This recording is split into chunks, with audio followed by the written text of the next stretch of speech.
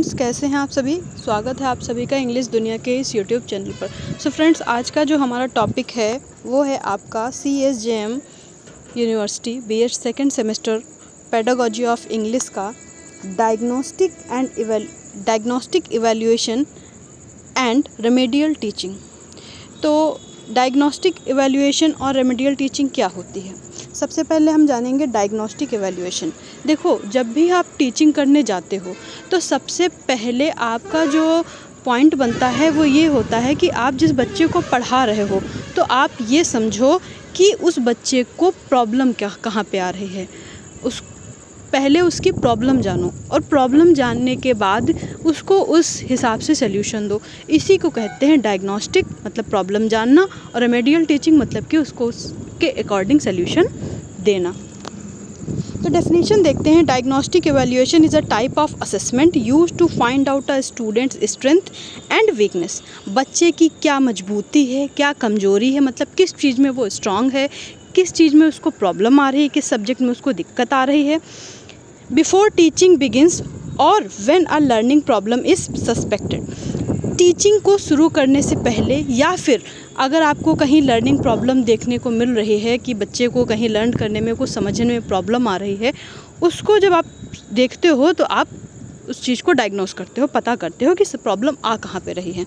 Example के रूप में हम समझ सकते हैं, A maths teacher give a short test to student before starting a new topic to see who understand the basic and who needs extra help। यहाँ पे आप इंग्लिश टीचर की बात कर लो तो वो इंग्लिश टीचर जो होता है वो सबसे पहले एक छोटा सा टेस्ट लेता है। कोई भी टॉपिक स्टार्ट करने से पहले एक टेस्ट लेता है, ये देखने के लिए कि बच्चे का कितना वो करेक्ट, उसके बारे में कितना वो जानता है, उसको कहाँ पे प्रॉब्लम आ रही है। मान लीजिए उसको टेंस अच्छे से आते हैं या नहीं आते हैं, वोकैब उसके अच्छे से प्रिपेयर है कि नहीं है। इस तरह की कुछ छोटी मोटी बेसिक जानकारी के लिए कि वो किस लेवल पे एग्जिस्ट करता है, उसको जानने के लिए हम डायग्नोस्टिक इवैल्यूएशन करते हैं।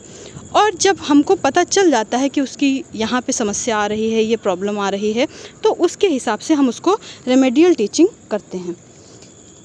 तो पढ़ते हैं remedial teaching definition. Remedial teaching is a special help और extra teaching given to student who are struggling in certain areas. जब कोई भी बच्चा किसी सर्टेन एरिया में स्ट्रगल कर रहा होता है, उसको उस चीज़ को समझने में प्रॉब्लम आ रही होती है, based on the result of a diagnostic evaluation, आपने उसका जो टेस्ट लिया उसके हिसाब से आपने ये कंक्लूड किया कि उसको कहाँ पे प्रॉब्लम आ रही है, और उस हिसाब से आपने उसको एक्स्ट्रा क्लासेस दी या फिर आपने उसको कुछ ऐसी कोई चार्ट बना के दी जिससे उसको हेल्प हो सका। आपने एज अ फन में उसको चीज़ें सिखाई, वो कैब सिखाई, तो ये आपकी हो गई रेमेडियल टीचिंग।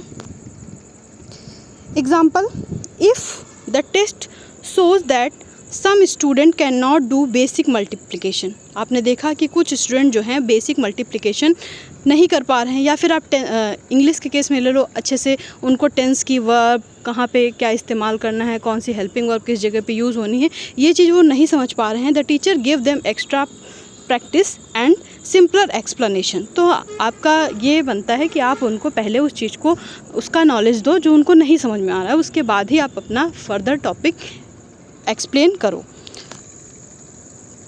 यहाँ पे उसी को डिटेल में थोड़ा सा बताया गया है, चीज़ वही है। आई होप कि आपको यहाँ से समझ में आया होगा। अब हम इसके कुछ पर्पस हैं उसको जान लेते हैं। इसके पर्पस क्या हैं।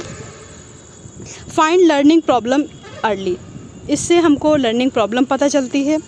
Give the right support to student, और जब प्रॉब्लम पता होगी तो आप अच्छे से उसको उसका सल्यूशन भी दे सकते हो। Help everyone improve and succeed in English, और इंग्लिश में इम्प्रूव करने में उसको हेल्प मिलेगी। नेक्स्ट है मल्टीपल क्वेश्चंस देखते हैं इसके। What is the main purpose of diagnostic evaluation in English. क्या पर्पस होता है डायग्नोस्टिक इवैल्यूएशन का। टू गिव मार्क्स, नंबर देना। टू पनिश वीक स्टूडेंट, बच्चों को पनिश करना। पनिश करना, देखिए जब भी पनिशमेंट की या फिर एक्स्ट्रा उनको गिफ्ट वगैरह देने की बात आ जाए तो ये गलत होते हैं हमेशा से। To find learning difficulties. To check handwriting भी नहीं चेक करनी होती है, ये पता करना होता है कि उसको लर्निंग में डिफ़िकल्टी कहाँ आ रही, तो सी ऑप्शन करेक्ट हो जाएगा। नेक्स्ट देखते हैं, when is diagnostic evaluation usually done, कब किया जाता है? After the final exam, final exam के बाद में, before starting a lesson start करने से पहले, ड्यूरिंग लंच ब्रेक, या आफ्टर द कोर्स एंड के बाद? बिल्कुल नहीं, before starting a lesson start करने से पहले हम करते हैं। Next, remedial teaching is useful for, remedial teaching किसके लिए हेल्पफुल है? स्टूडेंट वो आर परफेक्ट इन इंग्लिश, जो परफेक्ट हैं उनके लिए? बिल्कुल नहीं, जो परफेक्ट हैं उनको क्या रेमेडियल टीचिंग देंगे? स्टूडेंट वो डोंट अटेंड स्कूल, स्टूडेंट ही नहीं स्कूल ही नहीं अटेंड करते हैं तो वो भी नहीं है। स्टूडेंट वो हैव लर्निंग डिफ़िकल्टीज़, तो ये ऑप्शन सही हो जाएगा, जिनको लर्निंग डिफ़िकल्टीज़ होती हैं उनको हम रेमेडियल टीचिंग देते हैं। नेक्स्ट है, which of the following is an example of remedial teaching in English? Giving homework to the whole class, homework दे देना, टीचिंग अ न्यू टॉपिक, नया टॉपिक पढ़ा देना, extra grammar lesson for a weak student, बच्चों के लिए जो कमज़ोर हैं उनके लिए एक्स्ट्रा लेसन करना, तो यही सही हो जाएगा। Diagnostic test help the teacher to enjoy free time, free time enjoy करने में मदद करता है। Know which student need help, ये जानने में कि कौन से स्टूडेंट को हेल्प की ज़रूरत है। Decorate the classroom, give punishment, तो बी ऑप्शन सही हो जाएगा। No which student need help, पता करने में कि कौन सा स्टूडेंट को मदद की आवश्यकता है।